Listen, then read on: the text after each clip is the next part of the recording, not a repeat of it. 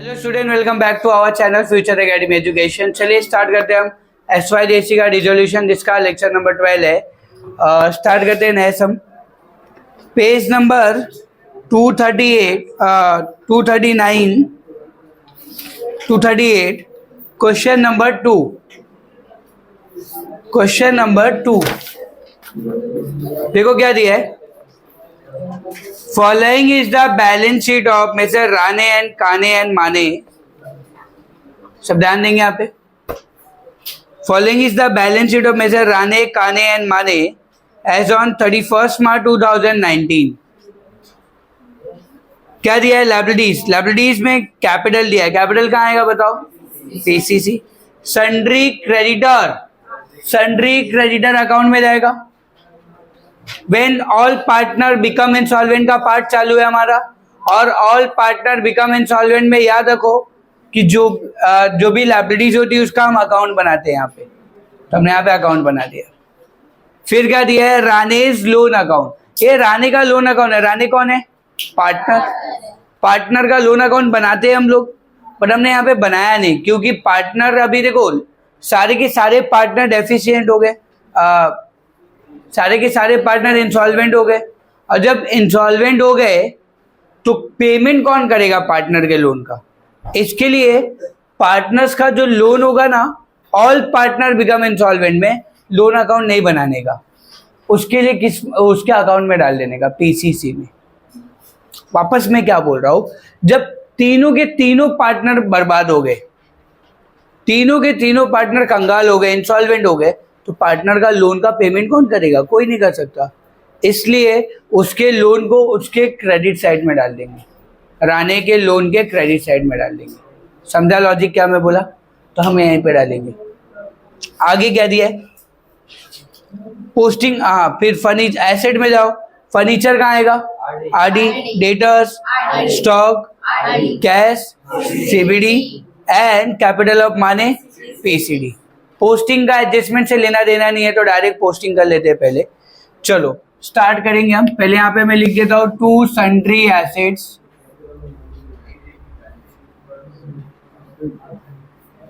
यहाँ पे sundry liability लिखने की जरूरत नहीं क्योंकि लायबिलिटी यहाँ पे आने वाली है ही नहीं, लायबिलिटी वहीं पे जाएगी। बताओ क्या क्या दिया है? पहला कैपिटल कहाँ आएगा? क्या लिखेंगे? By balance brought down. कितना है राणे का? 10,000। माने का? राणे का कितना है? 6,000। माने का नहीं है। उसके बाद sundry creditor, sundry creditor account में जाएगा। क्या लिखेंगे? By balance brought down. कितना है? 80,000। उसके बाद क्या दिया है? रानेस लोन, राणे के लोन में आएगा। बाय लोन अकाउंट कितना है? राणे के लोन में लिख देंगे हम लोग, राणे का अकाउंट में लिखेंगे। राणे का लोन है तो राणे का अकाउंट में लिखेंगे। उसके बाद क्या दिया है? फर्नीचर कहाँ आएगा? RD। कितना है फर्नीचर? और क्या दिया है? डेटर्स। कितना दिया है? 40। और स्टॉक कितना दिया है? 48। और क्या दिया है? कैश कहाँ पे आएगा? CBD। To balance brought down 2,000। और क्या दिया है? तो कैपिटल कहाँ लिखेंगे? To balance brought down PCD में कितना है? माने में 20,000 लिख देंगे। हो गया ये पोस्टिंग। कितना है? 94,000। चलो ये हो गया। अब इसके बाद क्या दिया है? ड्यू टू लायबिलिटी टू पे the creditor the firm is dissolve. Creditor की लायबिलिटी पेमेंट करनी है हमें और फर्म को क्या करना है? डिसॉल्व करना है। काने एंड माने कैन नॉट पे एनीथिंग। काने और माने कुछ भी पे नहीं कर पाए, कुछ भी। Rane can contribute only ₹3,000 from his private state. Rane ने 3,000 रुपये लाया, आपने घर का गया बर्तन वगैरह बेचा, 3,000 रुपये उठा के लेके आया बिजनेस में। मतलब भी क्या होगा? कौन सी एंट्री हो गई है? रिकवरी। रिकवर हुआ ना? रिकवर हुआ तो कौन सी एंट्री होगी? है रिकवरी की। तो रिकवरी की एंट्री क्या होती है? CBD and PCC। सीबीडी में लिखेंगे रानी का नाम, टू रानेश कैपिटल अकाउंट 3000। यहाँ पे लिखेंगे बाय कैश एंड बैंक, और रानी के अकाउंट में लिखेंगे 3000, बाकी दोनों में ऐश। ठीक है, रानी 3000 ला रहा है, रानी के अकाउंट में 3000 डाल दिया। रिकवरी की एंट्री मैंने लिख के दिया है, मैं पहले बोल रहा हूँ, बार बार आप लर्न करो उसको।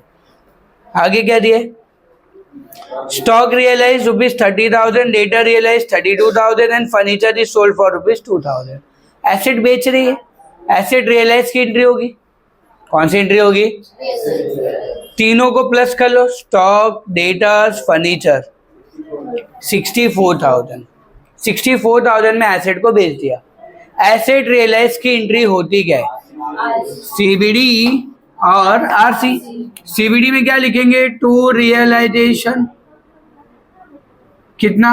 64,000, तीनों को प्लस कर दिया हमने। सेकेंड इफेक्ट क्या होगा? आरसी। आरसी में लिखेंगे by cash and bank, underline. क्या क्या बेचा हमने? स्टॉक। स्टॉक कितने में बेचा? 30,000। फिर डेटर्स 32,000 और फर्नीचर 2,000, 64,000। क्लियर है यहाँ तक? चलो, और क्या दिया है? रियलाइजेशन एक्सपेंसेस की एंट्री क्या होती है? RD and CBC. आरडी में लिखेंगे to cash and bank, underline, bracket में लिख दो रियलाइजेशन एक्सपेंसेस। कितना? 6,000। सेकेंड इफेक्ट क्या होगा? सीबीसी। सीबीसी में लिखेंगे बाय रियलाइजेशन 6,000। हो गया? और क्या दिया है? Prepare necessary ledger account in to close the books of the firm. बना दिया हमने। लेजर अकाउंट मतलब यही होता है। हो गया कंप्लीट सम। लेकिन एक सम बाकी, एक एंट्री बाकी है, payment of liabilities. Payment of liabilities अब क्रेडिटर को पे करना है। पिछले वाला सम अगर उठा के देखोगे तो उसमें दो लायबिलिटी थी अपनी, क्रेडिटर था और बैंक लोन था, बराबर। बैंक लोन को कितना पे करना था क्वेश्चन नंबर 1 में पता था अपने को। स्टॉक का पेमेंट पूरा बैंक लोन को जाएगा, बाकी जो बचा वो क्रेडिटर को जाएगा। बट यहाँ पे एक ही लायबिलिटी है, यहाँ पे एक ही लायबिलिटी है, और क्रेडिटर को हम कितना पे कर सकते हैं, क्योंकि हम सब तो इंसॉल्वेंट हो गए। अब हमारे पास पैसा नहीं है, तो क्रेडिटर को हम कुछ ना कुछ तो पे कर रहे हैं, बट कितना पे कर रहे हैं ये पता नहीं है। क्वेश्चन में कहीं बोला है क्या क्रेडिटर को कितना पे करना है? नहीं। तो हमें क्या करना पड़ेगा? पहले ये पता करना पड़ेगा कि हमारे पास कितना पैसा अवेलेबल है। हमारे पास कितना पैसा अवेलेबल है ये हमें पता करना पड़ेगा। कैसे? देखो यहाँ पे, इसके लिए आप कैश एंड बैंक टैली कर लो। कैश एंड बैंक टैली कर लो। यहाँ का टैली कितना है? 69,000 और यहाँ का 6,000। 69 में से 6 गया तो कितना बचेगा? मतलब आपके पास 63,000। मैं टैली नहीं कर रहा हूँ, मतलब ये टैली नहीं कर रहा हूँ, खाली ये निकाल रहा हूँ। मेरे पास कितना पैसा अवेलेबल है?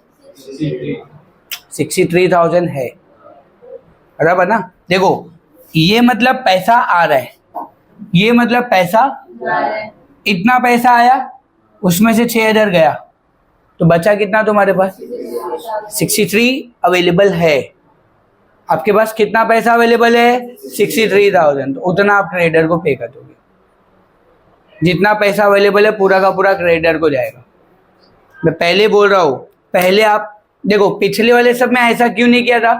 क्योंकि पिछले वाले सब में क्वेश्चन नंबर 1 में ऑलरेडी बैंक लोन का पेमेंट का बोल दिया था। हमारे पास दो लायबिलिटी थी पिछले सब में, बैंक लोन और क्रेडिटर। बैंक लोन को कितना पे करना है ये ऑलरेडी क्वेश्चन में बोल दिया था, तो जो बचेगा अमाउंट वो क्रेडिटर को जाएगा। बट यहाँ पे एक ही लायबिलिटी है, बट वो लायबिलिटी को कितना पे करना है ये पता ही नहीं है। कितना पैसा, देखो हमारे पास जितना पैसा रहेगा उतना ही हम पे कर सकते हैं सामने वाले को। तो हमारे पास कितना पैसा अवेलेबल है? 63। तो हम क्रेडिटर को कितना पे करेंगे? 63,000। ठीक है, तो इतना पैसा उठाने का क्रेडिटर को पे कर देने का। पे करेंगे तो एंट्री क्या होगी, क्रेडिटर के डेबिट में और कैश एंड बैंक के क्रेडिट में। पे कर रहे तो पैसा जा रहा है ना, तो यहाँ पे लिखेंगे to cash and bank account 63,000। Second effect यहाँ पे आएगा, इसको मैं अभी रफ कर देता हूँ। यहाँ पे लिखेंगे बाय क्रेडिटर्स 63,000, हो गया पेमेंट क्रेडिटर का। अब क्रेडिटर को टैली कर दोगे तो 80,000 बड़ा अमाउंट है, दोनों साइड लिख देंगे। 17,000 का डिफरेंस आ रहा है, मतलब इतना कहाँ पे जाएगा, डेफिशिएंसी। जो हम पे नहीं कर पाए उसको कहाँ पे डालेंगे, डेफिशिएंसी। ये डेबिट में, ट्रांसफर कहाँ होगा, क्रेडिट में। बाय क्रेडिटर्स कितना, 17,000 हो गया। अब करते हैं टैली अपना। यहाँ का टैली कितना है, यहाँ का टैली 1 लाख है, यहाँ का 64। 1 लाख बड़ा अमाउंट है, दोनों साइड लिख देंगे। 36,000 तो लिखेंगे बाय रियलाइजेशन लॉस, राने माने और काने। पहले काने है ना,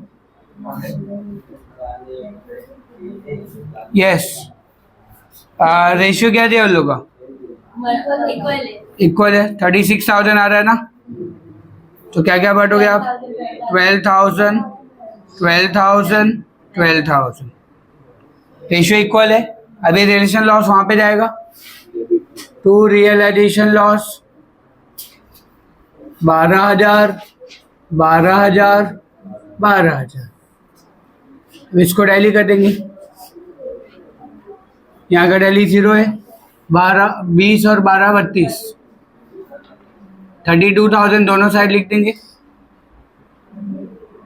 32 डिफरेंस यहीं पे आएगा।